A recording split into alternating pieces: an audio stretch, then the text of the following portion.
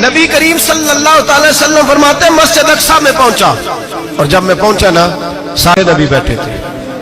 حضور فرماتے ہیں جبریل امین نے نا اذان پڑھی تو میرے حاشیے میں بھی نہیں تھا کہ میں جماعت کراؤں گا۔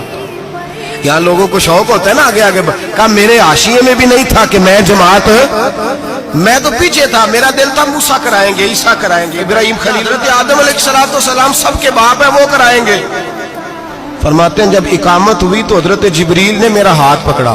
نبی پاک فرماتے ہیں حضرت جبریل نے مجھے کھڑا کیا تو میں نے جبریل کو دیکھا، میں نے کہا مجھے کیوں کھڑا کر رہے ہو؟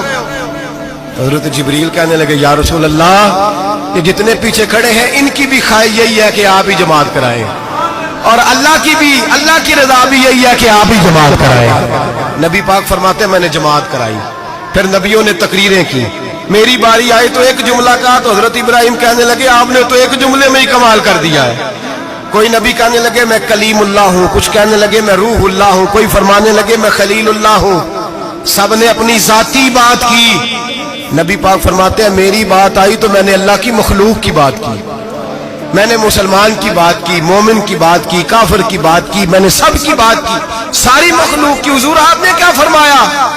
نبی پاک فرمانے لگے میں نے کہا الحمدللہ الذی ارسلنی رحمت للعالمین، فرمایا اللہ کا شکر ہے اس نے مجھے ساری کائنات کے لیے رحمت بنا کے بھیجا ہے۔